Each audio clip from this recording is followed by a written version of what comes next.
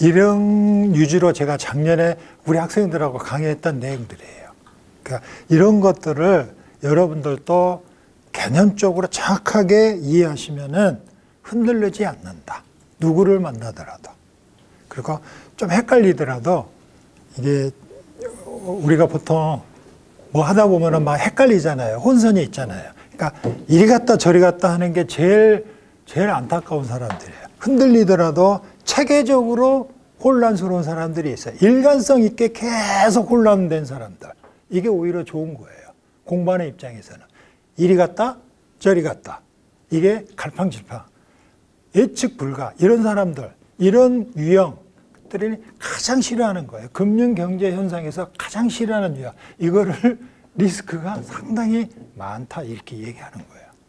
그러니까 여러분들도 제가 이런 것들에 대해서 원래 이런 이슈를 잡아서 얘기하려고 제가 서두에 얘기했잖아요. 그러니까 이런 내용 위주로 다음에 또 기회가 되면은 어떤 이슈, 테마를 잡고 나랑 같이 이야기하면 훨씬 더 밀도 있는 얘기를 할 수 있을 거예요. 그러니까 요거를 위념이 보셨다가 누군가가 의견을 모아요. 주로 이제 학과 회장님이 의견을 모으지. 교수님 이런 이야기를 좀 했으면 좋겠다. 그러면 훨씬 더 의미 있는 시간이 된다 이런 거. 그리고 여러분 개개인이 알고 싶은 게 지금은 오늘은 처음이니까 약간 뭐 이렇게 편차가 있어요. 그런 것들을 이렇게 필터링을 하셔야 돼요. 그래서 나랑 같이 이야기할 때는 차포 띄고 결론만 얘기하자니까. 그래서 내가 뭘 어떻게 할 건데 이게 중요한 거예요. 내가 내 일을 하는데 내가 이걸 어떻게 응용할 것이냐 이걸 감을 잡아야 돼. 그러려면은 미리 조금 워밍업을 여러분들이 하셔야 된다 이런 거지. 그러니까 이렇게 하고요. 자, 채권 이야기 조금만 하고 그 다음에 요 두 번째 자격증 취득 공부 방법. 이미 쉬는 시간에 이 내용을 보셨던 분들은 아시겠지만은 어려운 내용은 아닌데 그럼에도 불구하고 그래서 이거 얘기할 필요 없어요. 차라리 이거 얘기해 주세요. 그러면 이거 얘기할게요. 괜찮아요. 여러분들 취사 선택. 이거 얘기해 주세요. 나 이거 이미 다 알고 있어요. 그거는 알아서 하세요. 여러분들이 의견을 모아서 이거 더 얘기해 주세요. 그럼 내가 얼마든지 얘기해 드릴 수 있어요. 에? 자, 채권 이야기 이제 할게요. 채권, 이게 원래는 채권이 채무증서예요. 채무증서.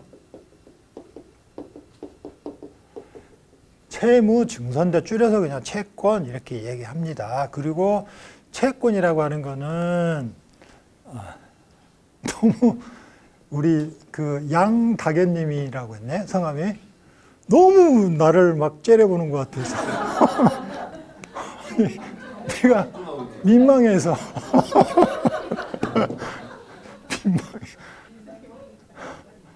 갑자기. 첫 시간에서도 계속 일관성 있게 째려보는 거예요.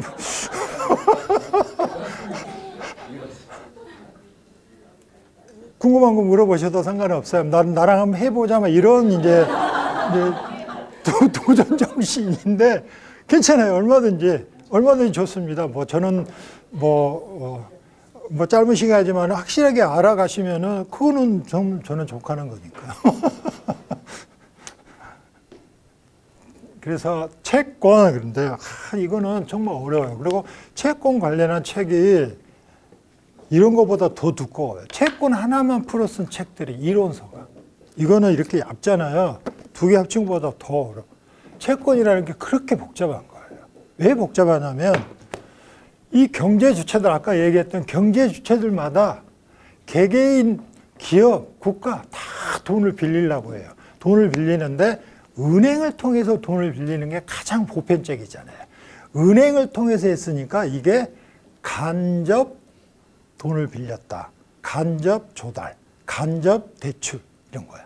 은행 말고 은행이 너무 귀찮아. 서류도 많이 요구하지. 창구 가서 굽신굽신 해야 되지. 나 은행하고 참 체질적으로 아니야. 차라리 내가 직접 돈을 빌려야 되겠다 해서 등장한 게 채권인 거예요. 이건 직접 조달하는 거예요. 누구한테? 불특정 다수한테. 그러니까 어려운 거야. 이게 불특정 다수한테 빌려주는 사람마다 다 조건이 달라. 그래서 어려운 거예요. 어? 그리고 갖고 있는 돈도 다 달라. 미치겠어. 나는 1억이 필요한데 저 사람은 1억 5천 안 빌리면 나 안 빌려줘. 이런 거야. 그렇게 성사되기가 어렵다니까요. 그러니까 채권이라고 하는 게 남한테 돈을 빌리는 이 채무 증서가 거래되기가 그렇게 어렵고 그 설령 거래되더라도 그 유지하는 게 중간에 일이 많이 생겨요. 복잡하다네요. 이해하시겠죠? 자, 그 채권. 채권은 쉽게 말해서 내가 돈이 있으면 돈을 빌려준다. 그럼 내가 은행에 예금한다? 이 얘기도 언제 얘기했잖아요. 은행에 돈을 빌려주는 거예요. 그리고 그 빌려주는 내 걸 은행이 나한테 이자를 내가 받는 거잖아요. 예. 내가 은행한테 안 빌려주고 기업한테 빌려준다, 돈을. 기업한테 돈을 빌려주잖아요. 그럼 빌려주는 기업이 이 사람이 제때 돈을 갚을 수 있냐? 제때 이자를 낼 수 있는지는 사전에 알아야 될 거 아니냐고. 그래야 돈을 빌려준 내 돈을 애가 띄어먹지는 않나, 이렇게. 그게 중요한 거잖아. 띄어먹지 않을까? 이게 뭐예요? 온금을 띄어먹는 거잖아. 이게 내가 빌려주는 기업이 신용이 등급이나 신용 상태가 어떤지를 알아야 될 거 아니냐고. 반대로 내가 기업한테 돈을 빌려주는 게 아니라 이제는 이제는 내가 돈을 투자한다고 생각해 보세요. 돈을 빌려주는 게 아니라 돈을 투자한다. 이 얘기가 뭐야? 주식을 사는 거예요. 돈을 빌려주는 거는 채권을 사는 거고 돈을 투자하는 게 주식 사는 거예요. 그럼 주식은 뭐예요? 투자금을, 그러니까 주식은, 그 기업은 투자금을 모으는 거예요. 채권을 발행한다는 거는 뭐예요? 투자금을 모은 게 아니라 돈을 빌리는 거예요. 빌리는 거는 반드시 의무가 따른 게 뭐예요? 원금을 갚아야 되고 이자도 내야 돼. 그 원금은 만기라고 그러잖아. 돈을 빌릴 때는 반드시 만기가 존재해요. 그리고 그 만기 전에 이자를 언제 어떻게 줄게, 이런 거. 그래서 이자를 언제 줄게, 이렇게 규칙이 딱 정해진 그 종이자거리가 채무 증서라는 거예요. 1년 동안만 내가 분기마다 이자를 몇 프로씩 줄게. 그래서 그 채무 증서가 딱 써 있는 거야. 그게 채권인 거야. 그래야 돈 빌려준 사람도 얘가 약속대로 분기마다, 그러면 만약에 예를 들어 3% 이자를 준다. 그 채권에 써 있는 거를 우리가 쿠폰 이자율 이렇게 얘기해. 표면 이자율 들어보셨어요? 채권 공부한 사람. 표면 이자. 그래서 그거는 돈 빌리는 그 시점에 딱 정해져. 만기도 정해져. 1년 뒤에 원금을 꼭 갚아야 돼. 그리고 1년이 도래됐는데 야, 이걸 다시 갱신하자. 이러면은 그 금액이 그대로 갱신이 돼요. 예. 그러면은 계약 시점에 이자 얼마 줄, 이자 몇 프로, 만기, 그 다음에 금액도 정해졌잖아. 이건 이해하시잖아. 예. 내가 돈을 빌려주는데 돈을 투자한다는 얘기는 뭐예요? 내가 그 주식을 산다는 얘기는 돈을 빌려주는 게 아니야. 돈을 투자하는 거야. 돈을 투자한다는 얘기는 원금을 통째로 투자하는 거잖아. 그리고 투자한 사람이 원금을 이자도 안 주지, 만기도 없지, 지 마음대로 쓰는 거예요. 주식을 투자한다는 얘기는 그렇게 내 돈을 내가 투자하는 거예요. 그 얘기는 뭐냐면 내가 동업하는 거야. 돈을 내가 너한테 100만 원을 동업하자, 이 얘기에 쉽게 말하면. 동업하는데 최소한의 동업하려면은 그 동업한 사람이 뭐 하는 사람인지는 알아야 될 거 아니냐고. 그리고 이 동업하는 게 도대체 이게 내가 빌려줘도 이거 뭐 하는 사람이고 뭐 하는 회사고 이게 내가 돈을 투자해서 짭짤하냐? 이익이 날 거냐? 망할 거냐? 뭐 이런 걸 알고 돈을 투자해야 될 거 아니냐. 주식이 그래서 어려운 거예요. 무서운 거예요. 돈을 빌려준다는 얘기는 뭐냐면 그 이면에는 내가 원금은 받을 수가 있어. 원금은 내가 최소한의 1년이 지나면 원금 100만 원을 받을 수는 있다는 전제하에서 돈을 빌려주는 거예요. 믿고 빌려주는 거다. 이게 이자만 제때 받으면 돼. 채권하고 주식은 하늘과 땅 차이다. 예. 여기까지 이제 이해되셨죠? 예. 다시 이제 주식이 그래서 어렵다는 거. 자, 이제 서서히 진우 씨 이게 질문이 막 발동할 거라고. 좀만 기다려 보시라고. 채권은 그런데 다 필요 없고 이제 이게 중요한 거예요. 이게 채권.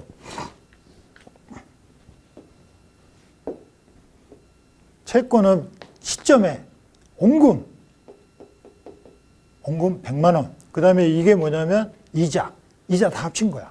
내가 분기마다 이자를 주겠다, 반기마다 주겠다, 아니면은 이자 없이 미리 할인해서 주겠다. 그럼 할인채 들어보셨죠? 100만 원을 빌리는데 10% 이자 띄고 90만 원만 내가 빌려오는 거야. 이게 할인채라고 하는 거야. 종류도 다양해. 국채, 회사채, 뭐 금융채, 별의별 게 다 있어요. 이게 이자야. 그래서 요게 원금과 이자를 합쳐서 올리김이라고 그래요. 내가 100만 원을 빌려줬는데 1년이 지나면은 원금 100에다가 중간중간에 분기면은 그 이자, 이게 쿠폰 이자예요. 표면 이자. 그래서 1년이 딱 도래되면 요 돈을 나한테 생기는 거예요. 그죠? 자, 문제는 요게 1년인데 요 중간에 6개월 시점에 내가 이걸 팔고 싶어. 그럴 거 아니야. 급전이 돈이 필요해서. 다시 이걸 빌려준 사람한테 갚아라 할 수 없잖아. 1년 동안 빌려줬는데. 그러면은 채권도 이렇게 매매할 수 있는 시장이 채권 시장이라고 그랬잖아요. 그럼 요 6개월 시점에 이 면적이 어떻게 되나 보자고요. 이 면적이. 이때 내가 돈을 받아야 되는데 이게 6개월 이렇게 전에 뭔가를 내가 처분을 해야 돼. 문제는 이 시점까지 내가 그냥 고스란히 만기까지 갖고 있으면은 요 원금과 이자, 요 면적들을 받고 끝이야. 아무 문제가 없는 거야. 근데 내가 그 전에, 만기 전에 돈이 필요해서 이걸 팔고 싶어서 내가 내 돈을 갖고 싶은 거야. 유동성을 내가 갖고 싶은 거지.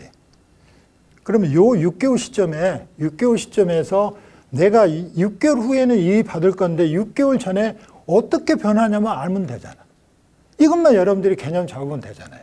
자, 요때 내가 3%로 이자를 주기로 처음에 약속을 했는데 시중금리라고 하면 아까처럼 중앙은행이 우리나라 같으면은 보통 2개월 단위로 기준금리를 정합니다. 기준금리가 가장 짧은 초단기 금리예요. 기준금리에서 거기서부터 서서히 이렇게 만기가 다르는, 그래서 금리, 아까 사용기간 얘기하는 건데. 그러니까 금리라고 하면은 사용기간에 따라서 단기금리, 장기금리 이렇게 있는 거예요. 20분인데 오케이, 조금만 더. 만기가 짧은 게 단기예요. 가장 짧은 하루짜리가 콜금리야.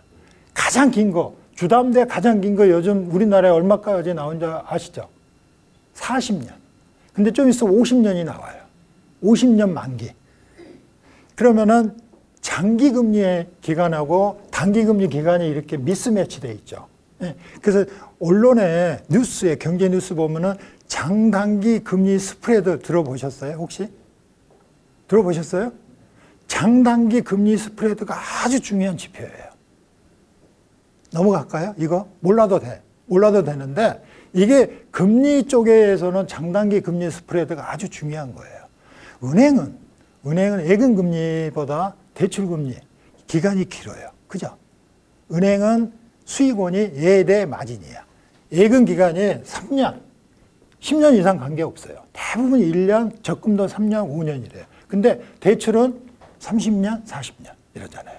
예금금리가 3%면은 대출금리는 거기에 가상금리 해서, 대출금리 해서 그 차액만큼이 은행의 주 수익원이야. 그 얘기는 뭐냐면 대출은 길게, 예금은 짧게. 그러면은 장기금리, 단기금리를 빼버리면은 그 스프레드가 있잖아. 그 스프레드가 길어지냐, 짧아지냐. 이게 계속 모니터링 할 때마다 달라져. 넘어갑시다. 이건 다들 뭐 관심이 없네. 중요한 건데 다 이유가 있는 거예요, 이거. 6개월 이 시점에서 3% 주기로 했는데 아이고 시중금리가 이게 5%가 됐다고 칩시다.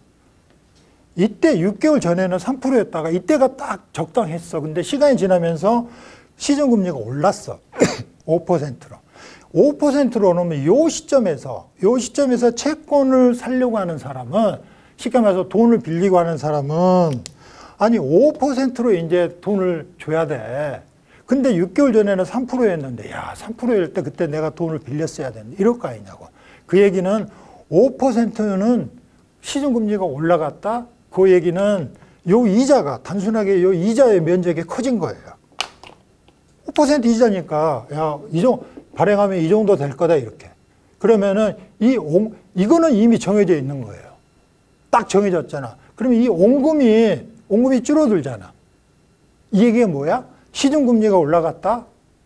내가 갖고 있는 채권의 가격은 떨어진 거예요.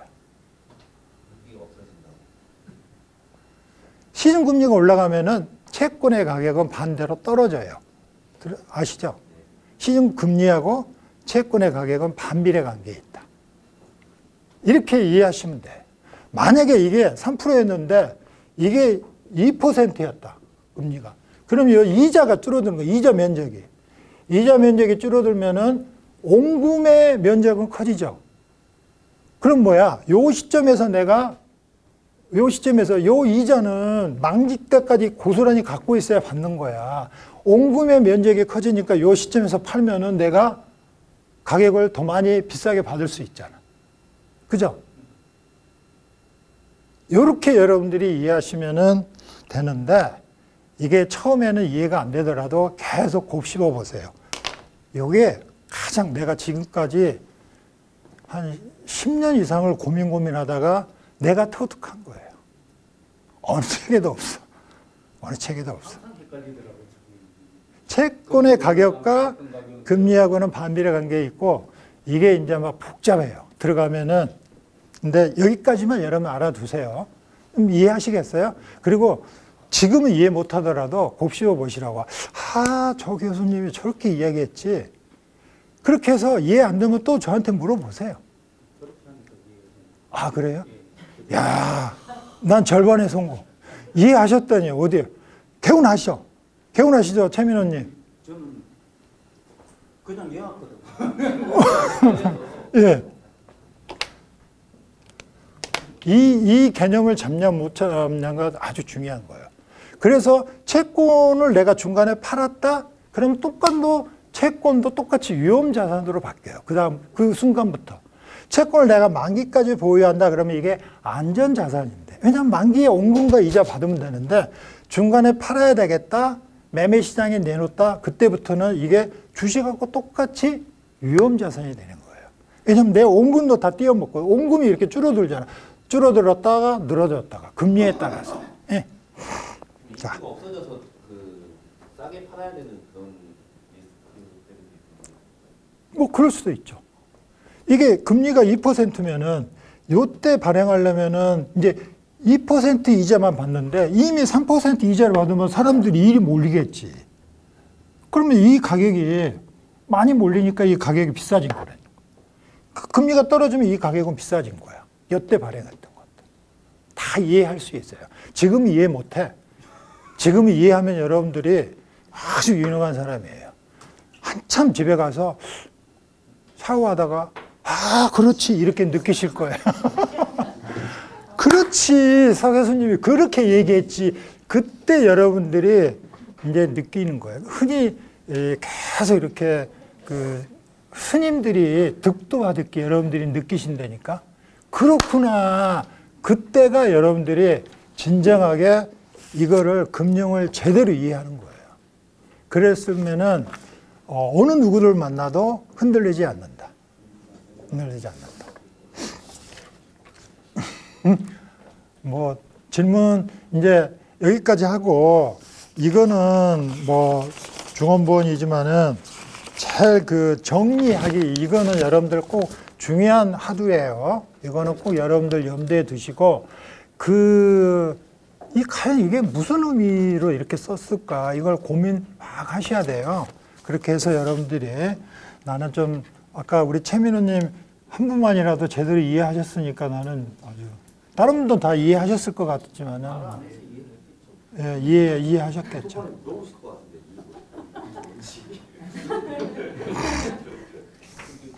비트코인 과연 투자할 만합니까? 그러니까 이제 이제 요 이슈 내가 아까 우리 영수님한테 얘기하는 요거는 이렇게 다음에 또 원래 이제 겨울 방학 때 되면 또 이런 특강을 할 계획이에요. 근데 학기 중이라도 상관없습니다. 여러분들이 원하면 이 학교가 아니어도 상관없어요. 뭐 스터디룸도 좋고 여러분들이 주로 가까운 데 모이면 내가 그리 가면 돼요. 그리고 그런 거에 대해서는 조금 더 저는 구애하지 않습니다. 얼마든지 교수님 이런 얘기 해주세요. 오세요. 그러면 가야지. 내가 가야지. 근데 여러분들이 갑이고 나 을이야. 오라면 내가 가야지. 왜 못 가? 얼마든지 저는 그런 거에 개의치 않습니다. 그래서 요 중에서 아까처럼 비트코인은 과연 투자할 만한가? 이거 얼마든지 다 의문점이 있고 지금도 사람들이 고민하고 있고 그러면은 뭐 갑론을 할 필요 없이 핵심이 뭐냐? 그리고 왜 투자해야 되냐? 그걸 이렇게 뭐 어쩌고저쩌고 해야 될 거 아닙니까? 시간이 많이 걸리죠. 최소 얘기하려면.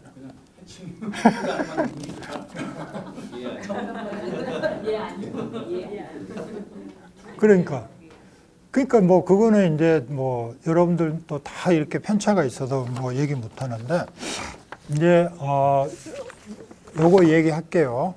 한 10분, 한 15분 정도 남았네요. 요거. 자격증뿐만이 아니라 우리가 살아가면서 꼭 그 공부해야 할 때가 꼭 옵니다. 그래서 그거를 뭐 발표를 하거나 어디에 활용을 하거나 공부할 때 이왕이면 좀 쉽게 여러분들 보고 하라고 하는데요. 어떤 자격증은 다 이렇게 규칙이 있죠. 근데 중요한 거는 주어진 시간 안에 문제를 푸는 거예요. 시간 없으면 마음껏 여러분들이 할 수 있죠. 문제는 주어진 시간 안에 풀어야 되니까 그러니까 그거를 요약해서 암기해야 되고 주어진 시간 안에 풀려면 실수를 안 해야 되려면 반복 연습할 수밖에 없어요. 그럼 뭐 공부는 왕도가 없다고 그러잖아요. 시험도 마찬가지예요. 요행을 받아서 야 뭐 찍어서 그게 나왔다. 그 사법고시 패스한 사람들 10년 동안 뭐 지금 하는 그게요. 요행이라는 게 있을 수가 없어요. 뭐 요행으로 나 뭐 했다 그거는 말이 그러지. 이런 거. 절대. 그래서 핵심은 그거. 어떻게 요약할 거냐. 어떻게 요약할 거냐. 이거. 그러면 지금 이거 다시 켜줄 수 있어요, 준수 씨? 요약하는 법, 암기하는 법, 그 두 가지만 얘기해 드리면 되잖아, 내가. 이제 시험 준비를 하든 뭐 할 때 그 참고서가 있잖아요. 참고서 볼 때 절대 처음부터 보지 마세요. 목차 보고, 야, 이거 좀 이 부분 봐야 되겠다. 거기서부터 공부하세요. 처음부터 보는 분은 아닌 것 같아, 내가 봤을 때. 그 필요한 부분만 공부하시면 돼요. 그러니까 여튼 그런 절차를 하고, 자, 이게 여러분들이 이제 참고서를 봤는데 이렇게 막 글이 써 있을 거 아니에요. 이걸 그냥 읽어보는데 이해가 안 되는 부분이 있어. 표시해놓고 넘어가. 그걸 이해하려고 하지 마. 누가 보는 순간에 다 이해하겠어요. 넘어가기만 합니다. 표시만 해놓고 넘어가요. 아, 나 이거 이해 안 된다. 넘어가. 자, 쭉 보는데 요약하려면은 기본적으로 이 문장에서 이 책을 쓴 저자가 의도가 있을 거라고. 그리고 그 의도를 알면 돼. 근데 그게 보편적으로 가장 알 수 있는 방법은 핵심 단어만 알면 돼요. 핵심 단어. 자, 첫 번째 쭉 했는데 첫 번째 문단에서 핵심 단어가 뭐야? 수요와 공급. 핵심 단어가. 자, 지금 뭐 아무 책이나 줘봐요. 여러분들이 그 훈련만 돼 있으면 돼. 문장을 읽어보고 첫 번째 문단에서는 원자재의 수요와 공급. 두 번째 문단 쭉 보세요. 시중의 통화량. 그 등의 더 핵심 단어는 통화량이야. 두 번째 문장에서는. 세 번째 문장은 뭐예요? 인플레이션. 키워드야. 키워드만 여러분들이 쫙 이렇게 밑줄 쫙 끄면 돼. 그 키워드만 따로 적으면 돼. 이게 요약이야. 어렵지 않잖아. 그래서 그것만 애우면 돼. 애우는데 대부분의 유명한 배우들은요, 대본을 애울 때 어떻게 애우냐면은 이미지화 합니다. 이미지화. 이미지화한다는 얘기가 도식화하거나 자기만의 방법으로 애우는 거예요. 아이고, 내가 최근에 공부했던 거 있는데 내 연구실에 있는데 이따 쉬는 시간에 내가 가져올게요. 보여드릴게. 직접 실체를 보여드릴게. 내가 어떻게 공부했는지를 말로만 하는 게 아니라니까. 내가 실체를 보여주고 여러분들한테 그냥 다 까발리는 거지. 까발리는 거라. 키워드만. 이렇게 여기서 키워드가 뭐야? 요거 해지수다. 해지수다. 그 다음에 이런 것도 있구나. 여기 제일 마지막은 비트코인. 키워드잖아. 문장이 길면 길수록 쪼개서 그 키워드만 해갖고 키워드만 다른 자기 학습 노트에다가 키워드만 딱 쓰는데, 자, 수요와 공급, 통화량, 인플레이션 다 각자가 다 따로 놀아. 이걸 어떻게 도식화할 거냐가 그 사람의 능력인 거예요. 암기의 첫 번째 시발점인 거예요.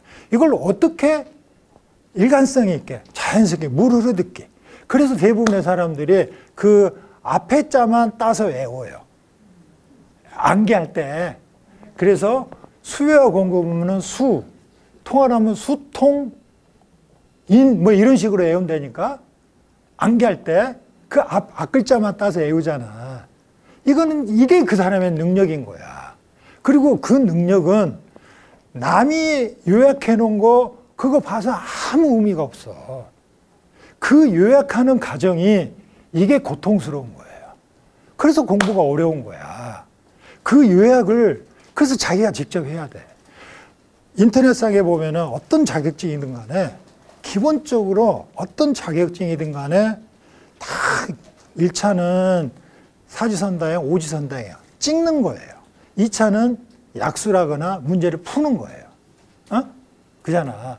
그럼 다 이렇게 인터넷상 어느 학원이든 다 요약해서 이런 식으로 나는 공부했다, 나는 이렇게 해서 합격했다, 합격 수기를 쫙 내잖아요. 그 사람들 봐봤자 백날 헛고생해요. 볼 필요가 없어. 왜? 그 사람의 그 녹아든 이 애우는 암기 이거를 그 사람이 고민해서 만든 거라니까. 이걸 내가 어떻게 그걸 그대로 가져와. 이건 나쁜 거지. 욕심인 거지. 그 사람이 공부했던 그 진짜의 그 녹아든 열정, 노력이 그 앞글자만 갖고는 안 되는 거예요. 이 앞글자를 애우기 쉽게 만드는 것이 어려운 거예요. 이해하시겠죠? 그거는 이제 여러분들 능력인 거야. 그 정도까지는 해야 자격증을 패스할 수 있다니까, 진호 씨. 그걸 안 하니까 떨어지는 거야. 그걸 안 하니까. 그걸 그렇게 남이 해놓은 거 그냥 밥상에 숟가락만 얹으려고 하면은 그건 아닌 거지. 세상에 공짜가 없다니까요. 그렇게 해야 돼. 그렇게 해서 요약을 이렇게 한 거야. 근데 그 요약 노트를 이렇게 해서 내가 일단 보여드릴게요. 요약 노트를 가지고 이거를 축소복사해. 축소복사해서 항상 주머니 가방에 놓고 다녀요. 가방에 놓고 다니면서 나는 주로 지하철 안에서 그걸 보고 외워요. 지하철이든 걸어 다니면서 자 보세요. 그대로 액션을 보여줄게. 금융 제대로 이해하기. 자, 금융 제대로 이해하기. 한눈에 조망하는데 제일 밑에가 실물 경제가 있었지. 그 다음에 금융 경제가 있었지. 야, 이게 전체 시장이지. 각각의 경제 주체가 뭐더라? 이런 식으로 혼자 잠은 자답하는 거예요. 유명한 배우들이 다 이런 식으로 대본을 외워요. 그러면은 그게 뭐냐면은 빙의라고 들어보셨죠? 배우들이 그 사람의 실체로 들어가는 거예요. 그때 진짜로의 진정한 연기가 나온다고 하잖아요. 애울 때 그 사람의 의도를 자기가 들어가는 거야. 한눈에 조망하기면은 뭔가 이유가 있을 거라고. 키워드를 가지고 서서히 이렇게. 그러면은 물이 높은 데서 낮은 데로 흐르듯이 일관되게. 자, 보험 관련한 자격증에는 다 1차는 무조건 보험계약법이나 보험업법 같은 거를 1차에서 보게 만들어놔. 왜냐하면 보험에 대한 기본 지식으로 그거를 다 걸어놔요. 그리고 2차가 본격적인 이제 약수량이나 문제 푸는 건데 보험계약법이라고 딱 따져봅시다. 보험계약법이니까 계약하려면 양 당사자가 있어야 되잖아. 양 당사자가 계약이 성사되려면 사전에 준비해야 될 게 있어. 어떤 자격 요건이 있어야 당사자가 되지? 이 당사자가 일방의 보험료를 냈고 상대방은 약간의 정해진 사고가 발생했을 때 보험금을 주는 게 약정된 그 계약서가 보험계약법이 다 쫙 써놓은 건데, 아, 그러려면 당사자 간에 뭔가 조건이 아무나 당사자가 되는 게 아니겠구나 생각을 해보시라고. 당사자가 되는 게 아니겠구나. 이 당사자가 뭘 해야 되는구나. 의무가 뭐가 있구나. 권리는 또 뭐겠구나. 계약이 성립되면 그 다음에 유지가 되는 과정에서 뭔 일이 또 생길까? 중간에 보험료를 안 내면 어떤 일이 생기지? 중간에 이 사람이 계약자를 수익자를 바꾸고 싶으면 또 뭔 일이 생길까? 그 유지하는 과정에 각각을 또 정해놨을 거라고, 계약법이. 보험계약이 종료가 되면은, 아, 어떤 일이 또 벌어질까? 보험계약자하고 보험자 간에 이 관계를 계약법에 쫙 써놓은 거예요. 그럼 상식적으로, 야, 계약이 이루어지기 전에 해야 될 것, 계약이 이루어지는 과정에서 이런 것들, 계약이 끝나면 뭐, 그렇게 딱 정리해서 키워드만 써놓고 그걸 암기하는 거야. 암기할 때 어떻게? 임시 트레이닝. 내가 만약에 계약자야.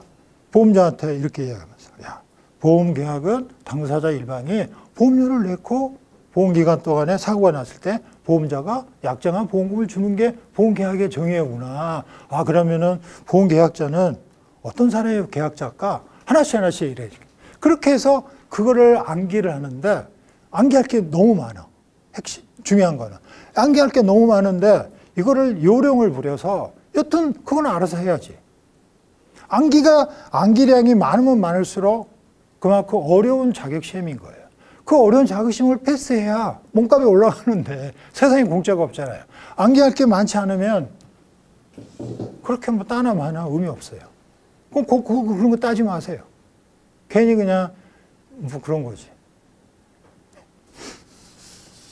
그러니까 그 내용을 제가 이렇게 했고, 그 다음에 또 하나, 이제 한 2분 정도만 더. 여튼 시험 준비할 때 기출 문제가 중요해요. 자, 내가 시험을 출제를 나가봐서도 알아요. 출제자들은요, 보안을 유지하기 때문에 시험 출제 일주일 전에 시험 주관하는 데서 인재풀에서 딱 선정해요. 그리고 언제 어디로 들어오십시오. 들어오기 전에 휴대폰이고 모든 정보를 다 하고 그 사람 맨몸 들어가요. 그 맨몸 들어가는 호텔방에 딱 들어가는 순간 못 나와요. 그 호텔방 안에는 뭐가 딱 비치되어 있냐면은 출제 문제 쫙 참고서, 그 다음에 한쪽에 기출문제 쫙 이렇게. 그 두 가지를 놓고 자기가 문제를 내는 거예요. 출제자가 기출문제를 참고 안 할 수가 없어요. 그럼 나도 마찬가지로 기출문제를 보고 풀어야 될 거 아니냐고. 풀 때 대부분의 사람들이 문제를 쭉 풀 때 모르면 해답집을 봐요. 보면 안 돼요. 해답집 보지 말고 끝까지 그 문제를 푸는데, 뭘 봐야 되냐면 참고서에 있는 내용, 아, 이게 어느 몇 페이지에 뭐가 있구나, 그걸 보면서 그 기출문제를 푸는 거예요. 해답집 보지 마. 해답집을 보지 말라는 거는 기출문제를 참고서를 보면서, 아, 이거는 뭐 때문에 틀렸구나, 이건 뭐 때문에 맞았구나, 이렇게 쌓이다 보면 그게 자기 것이 돼요. 그리고 기출문제 푸는 방법이 딱 정답만 있는 게 아니에요. 그럼 자기만의 풀 수 있는 방법이 나오는 거예요. 그때에 여러분들이 느끼는 희열은 말로 표현을 못해요. 와, 그러면은 진우 씨 학교 가는 거야. 그 희열. 나는 할 수 있다. 뿌듯해요. 흔들리지 않아요. 서술형. 아까 제 요약정리, 키워드 요약정리에서 이미지 트레이닝으로서 애워야 돼요. 애우는데 너무 많아. 그래서 가장 보편적인 벤치마크라고 그래요. 가장 모범 답안을 자기가 두세 가지를 만들어요. 자, 이따 내가 우리 신교님 드릴 건데, 목차를 보면은, 기출문제 보면 기출문제 요약, 풀이, 기출문제 뭐 암벽 분석 뭐 책 많잖아요. 거기 보면은 뭐 가장 출제가 많이 빈도수가 높은 그 챕터가 있어요. 그 챕터에 있는 내용을 딱 보고 그걸 가지고 요약 정리해서 그거를 달달달 애워야 돼요. 방법이 없어요. 토시 하나 안 틀리고 애워야 돼요. 그거는 단순 무식하게 애워야 돼요. 어쩔 수 없어요. 그게 기반이 돼서 다른 것까지 다 연결돼요. 어쩔 수 없어요. 그 애우는 방법은 진우 씨가 나한테 교수님 그것까지 좀 이 청기 누설 알려주십시오 그러면은 나한테 오세요. 알려드릴게요. 근데 진우 씨가 아니면 말고 이러면 난 안 가르쳐줘요. 진우 씨가 진정성 있게 진짜 나 이걸 따야 된다. 자, 자격증이라는 거는요 절실해야 된다니까. 사전에 내가 올해 이거 아니면 내가 먹고 살기 힘들 것 같아. 이거 반드시 따야 되겠다. 이 절실함이 시험 응시 전날까지 있고 없고 차이가 커요. 그 절실함을 유지하기 위해서 현명하다면은 내가 올해 이거를 1차, 2차 동체 합격을 해야 되는데 올해 집안일이 좀 뭐가 있을 것 같아. 사전에 정리하세요. 친구들하고의 관계, 큰일, 애경사 사전에 다 정비해야지. 그리고 여기에 내가 몰입하겠다고 주변 사람들한테 얘기를 해야지. 그래서 그렇게 해서 자기 약속대로 가야지. 그렇게 하더라도 중간에 꼭 뭔 일이 생겨요. 그러니까 자격증을 못 따는 거예요. 뭐 여기까지.